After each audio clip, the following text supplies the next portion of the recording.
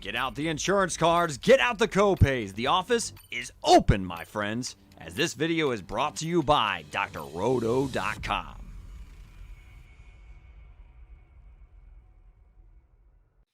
What's going on, everybody? It's Nick Radicano. I'm back for the last preseason podcast, or the Underdog Fantasy Podcast.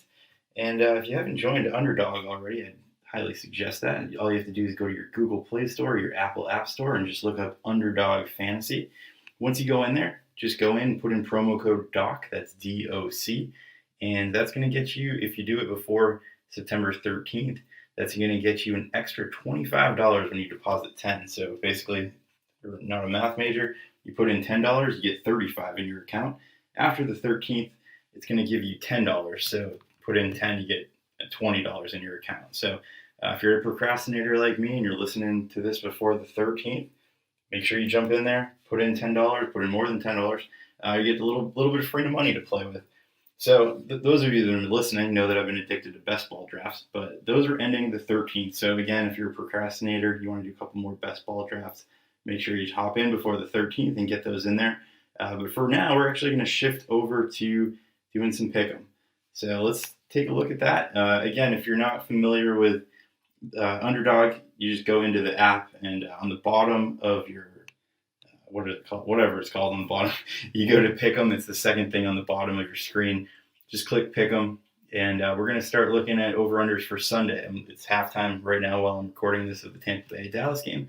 So let's see what we can figure out and maybe take some of that free money that you just got in there and win some Pick'ems, starting with the Eagles game. So one of the ones that I like with the Eagles-Falcons game is Jalen Hurts. He has 283.5 as his over-under, and while that might sound like a lot, Hurts could easily put up 50-plus yards on the ground. Actually, probably will put up 50-plus yards on the ground, which means he only needs to hit 230 in the air. And let's face it, the Falcons' defense is garbage. So, again, sounds like kind of a high total, and, I wouldn't be shocked if he didn't hit it, but I think he's a pretty good bet to go over 283 total yards this week. I definitely hit smash over on that one. Moving down to the Falcons, I actually don't see anything I love there, but I do think you can go over on Kyle Pitts, 47.5 receiving yards. I know he's been such a lightning rod earlier during draft season, rookie tight ends, blah, blah, blah. He's a wide receiver. They're going to get him the ball. Definitely one I'm going to go with. I don't think it's one that I love or would, put a ton of money on or anything like that. But if you're going and playing in a couple pick'ems on Underdog, I'd definitely hit the over on Pitts there. Moving down to the Steelers-Buffalo game, Najee Harris, 88.5 rushing plus receiving yards combined. Again, 88.5 rushing, I don't think I'd go over on that for Buffalo, but they really don't have anybody else in the backfield. They're going to feed him the ball a lot, keep things off of Ben's arm. So I think Najee's got a nice chance to go over 88.5 on that. Really wouldn't touch any of the receivers. Juju's kind of tempting at 49.5 to go over, but I don't know what to do with those receivers. I think if anything, I'd hit over on Deontay Johnson, 56.5, but I'd probably save your money on the receivers for the Steelers. Bills, I don't really love any of these, actually. I think 32.5 on Zach Moss rushing yards is kind of interesting, but I'm not sure I want to put a whole lot of stock in Zach Moss right now. So I'm going to move down to the Vikings Bengals game. Now, I think Dalvin Cook's going to eat this week. I don't know if he's going to eat 125 plus combined yards. I think there's a good chance he gets there, but that's not really something I want to smash. However, I think Thielen at 5 receptions, you can definitely go over on that one. They're going to give him the ball quite a bit. They always do. Irv Smith's out for the season. I know they traded for Herndon, but I think you can hit the over on Thielen and feel pretty good there. In terms of the Bengals, I don't really love any of these, but I kind of want to go under on Jamar Chase, especially, maybe this is a little narrative driven, but especially after that weird quote from earlier today. I don't know if you read it, but he said he's having trouble seeing the ball because there's no white stripes on it. Might have just been a case of a guy talking too much, but I've never heard that in 30 plus years of watching football. So I think if you're going to do anything in that game, you go under on Jamar Chase. But I might feel good about just passing on that one. So with that, let's move down to 49ers at the Lions. Not touching Jimmy G. I don't know what to do with him. really don't want to bet any money on him. I think Ayuk at 60.5 combined rushing and receiving yards. Pretty good bet on the over there. I'd be fine with that. Debo, 56.5. Again, combined rushing and receiving.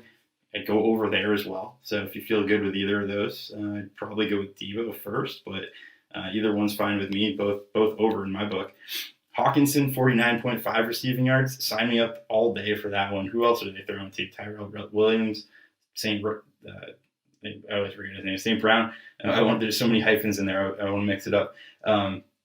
Hawkinson should see 8+ targets, so I don't see him having trouble with 49.5 receiving yards on that one. So that's all they give to him and Goff. I'm not touching Goff. I'd probably go under there if anything. Let's move down to the Cardinals at Titans. Kyler Murray, 23.95 fantasy points. I'd probably go under, but he's got a good chance to go over, so I'm not going anything there. Chase Edmonds, 65.5 combined rushing and receiving yards. I think that's a good over bet. Moving down to the Titans, the Titans side of the ball. Henry, over 108.5 rushing yards. Could he do it? Sure. I'm not signing up for that one.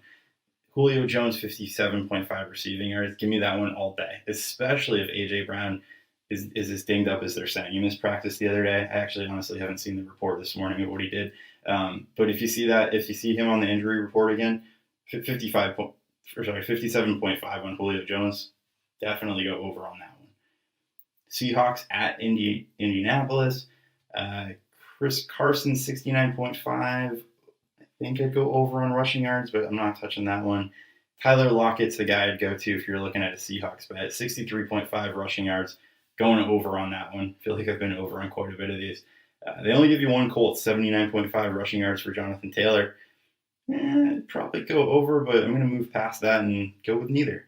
Keenan Allen, 62.5 receiving yards. Over all day on that one against the Redskins. Redskins defense is pretty good, but I think Herbert's going to be focused on Allen all day. Eckler's iffy for that game. If he's out, smash over on Keenan Allen, but I'd still smash it anyways.